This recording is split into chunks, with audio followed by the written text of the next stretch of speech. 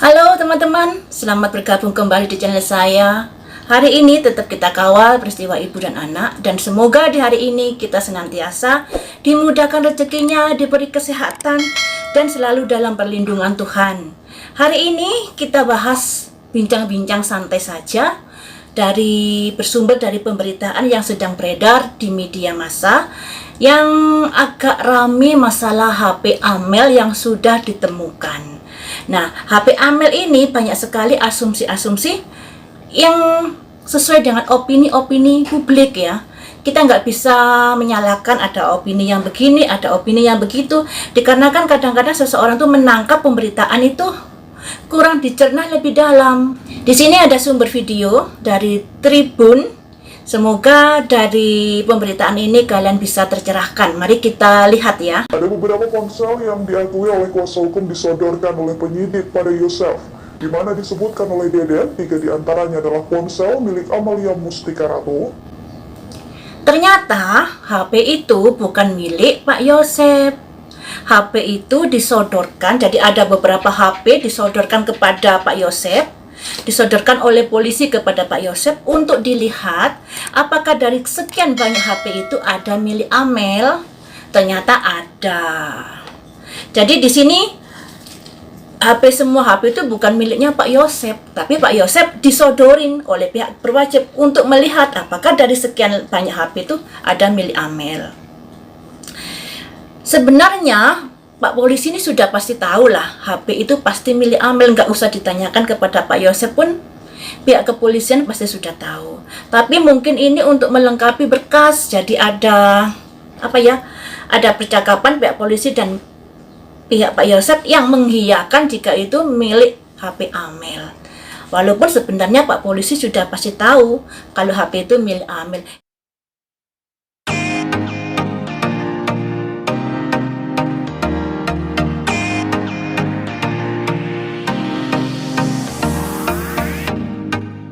Yang menjadi pertanyaan sekarang ini, menjadi kita agak gimana gitu ya, HP ini diketemukan di mana? Ya, HP ini diketemukan di mana? Apakah di lokasi terbuka, misalnya kebun atau hutan dan lain sebagainya, ataukah ditemukan di rumah seseorang, ataukah ada seseorang yang menyerahkan? Nah, ini yang menjadi tanda tanya. Ini senyap-senyap saja, tahu-tahu ada 3 HP yang ditemukan. Tahu-tahu begitu. Jadi kita agak, siapa pemilik HP ini? Siapakah gerangan? Ya, jadi itu membuat tanda tanya buat kita semua. Kemudian kita kesampingkan masalah HP. Dalam pemeriksaan tersebut, menurut kuasa hukumnya Pak Yosef juga ditanyai tentang kebiasaan kedua korban, gimana cara makannya dan lain sebagainya. Dan Pak Yosef juga ditanyai ada nasi goreng, jadi ditunjukkan sebuah foto nasi goreng dan ada makanan yang di mangkok. Pak Yosef bilang waktu dia di TKP saat itu tidak ada makanan seperti itu. Juga ditanyai tentang puntung rokok. Saat dia pulang asbak itu tidak ada puntung rokok. Nah, setelah terjadi peristiwa itu di asbak banyak puntung rokok. Juga di meja ada makanan nasi goreng. Siapakah yang datang malam itu membeli nasi goreng, makan di situ bersama-sama merokok? Nah, ini yang menjadi janggal, menjadi pertanyaan. Kemudian menurut saksi yang melintas di depan rumah TKP sekitar hampir jam 12, melihat ada 5 orang.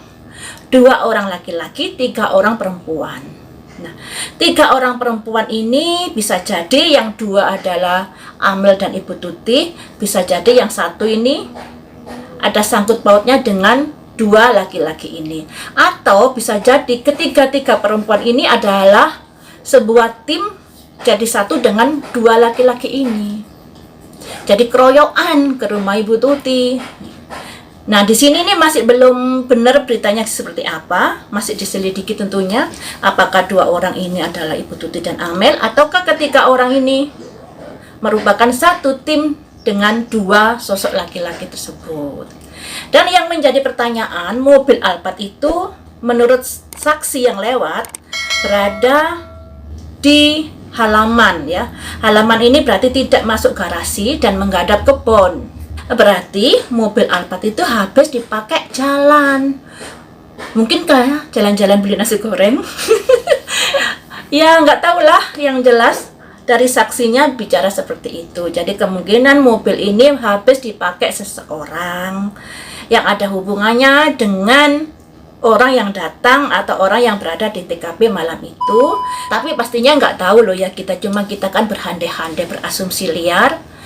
Nah, di sini tentunya pihak yang berwajib pastinya sudah menyelidiki juga nasi goreng itu belinya jam berapa, sehingga bisa dicari kesimpulan apakah ini ada kaitannya dengan peristiwa malam itu atau bagaimana.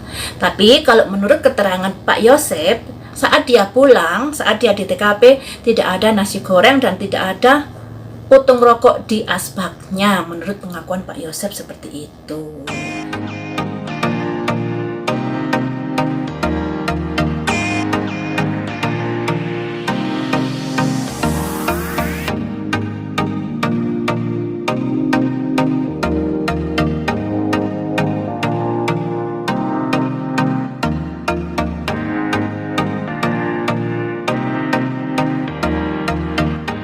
Menurut Ibu Hastri, putung rokok ini merupakan jalan pembuka dari masalah ini.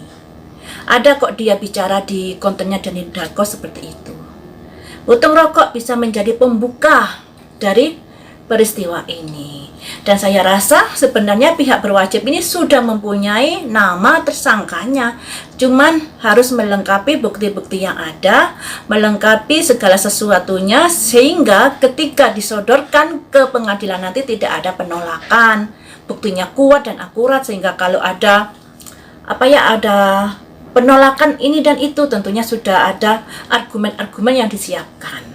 Saya rasa seperti itu. Jadi pihak polisi ini sangat hati-hati sekali, apalagi masalah ini sudah dikawal oleh publik. Publiknya pro dan kontra lagi, rame lagi kayak pilpres. Jadi seru kalau saya baca-baca di komen-komen itu, seru banget. Ada yang begini, yang begitu. Aduh ya, terserah kalian saja sih. Pak Yosef sudah disodorin beberapa HP, dan dia sudah memberi jawaban ini milik HP Amel. Jadi Pak Yosef sudah tahu kalau HP Amel ditemukan. Kemudian setelah diperiksa sendiri-sendiri ruangannya, para saksi dikonfrontir bareng-bareng. Konon beritanya seperti itu. Selanjutnya kita masuk sesi prediksi. Sesi prediksi ini akan saya prediksi bagaimanakah perasaan YS ketika dia disodorin beberapa HP, dan dia menemukan HP Amel berada di beberapa HP tersebut. Bagaimanakah perasaan YS mengetahui jika HP Amel sudah ditemukan?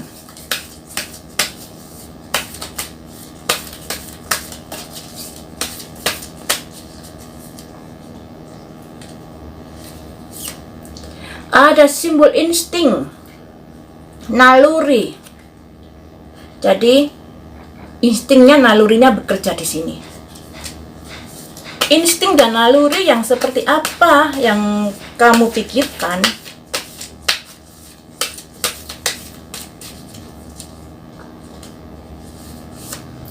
Ada simbol rabbit, munculnya bukti baru. Jadi dia berpikir, loh ternyata ada bukti baru yang ditemukan toh. Seperti itu. Kemudian bukti baru itu menguntungkanmu atau merugikanmu menurutmu?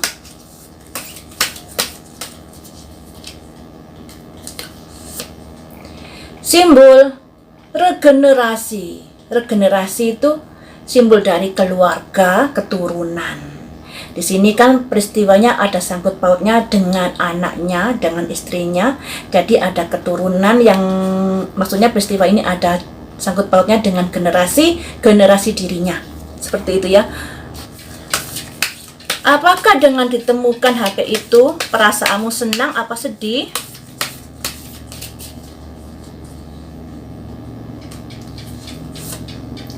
Ada simbol matahari. Ada radiance. Di sini ada simbol matahari, guys. Matahari itu bisa dikatakan titik terang dalam perkara ini. Apakah kamu nggak merasa takut dengan adanya ditemukan HP tersebut?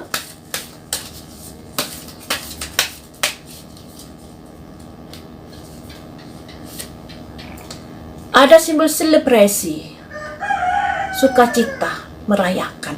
Jadi seperti ini, Pak YS ini dengan ditemukan HP tersebut, dia berpikir, nalurinya, instingnya, dia berpikir, oh ternyata sudah ditemukan bukti baru, yang artinya rabbit ini kelahiran kembali. Jadi ditemukan bukti baru yang ada hubungannya dengan peristiwa yang sudah menimpa istri dan anaknya ini, karena ada simbol generasi ya. Dan itu merupakan titik terang untuk selebrasi, untuk merayakan.